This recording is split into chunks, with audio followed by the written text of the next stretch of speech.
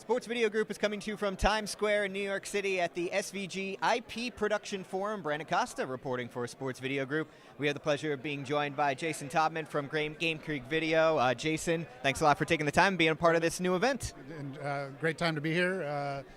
Fall in New York City is always fun to be down here hanging out with you guys. That's awesome. So you guys opened the show today with a pretty in-depth panel discussion on what the future of IP production is in the sports technology environment.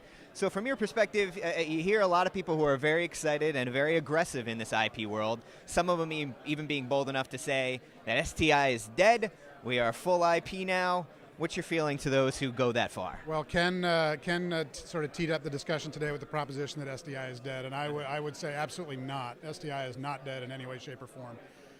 The real problem we have today building out an IP infrastructure is most of the endpoints are not yet IP. So I can't yet buy an IP switcher. I can't yet buy an IP-enabled camera.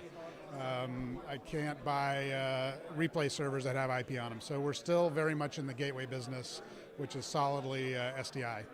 Additionally, sharing signals with other entities, when we roll up to a venue, that's all happening via IP, and we're handing off to our transmission demarcs via IP typically. I see that certainly changing down the road, but for the moment and for the foreseeable future, SDI is very much with us.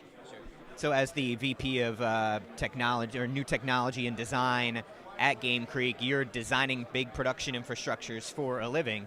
So from your perspective now and from the company's perspective, just how much is IP part of the present and future? Well, so we, about 2 years ago now, we started our first big IP core infrastructure with Encore. And the motivation behind doing that was capacity, and that for us remains the core reason to do IP. Right now, or since Encore, we built several trucks that were not IP, probably 4 or 5 trucks, and the trucks we're building right this moment are not IP. However, we're shifting gears a little bit, and I think what you're going to see coming out of Game Creek Video in the very near future are more IP trucks that are downsized from Encore. And really, again, it's all about capacity. Our RSN partners are doing larger shows that are pushing the boundaries of what we can do with the traditional SDI infrastructure. That and the potential for 4K on the horizon are really pushing us towards IP for core infrastructure and away from baseband. Well, one of those RSN partners that you were working with, you actually just introduced a new truck with them, Madison, with the MSG networks right here in New York City. Take us inside that truck. What's exciting that you guys are pretty pumped about in that truck, and what makes it kind of a step forward for the RSN market? Madison, as you mentioned, we built for Madison Square Garden Network, and it's replacing a truck that's been on the road for them for quite a while called Legends. That truck is pretty much going to live at MSG, and it's a single standalone.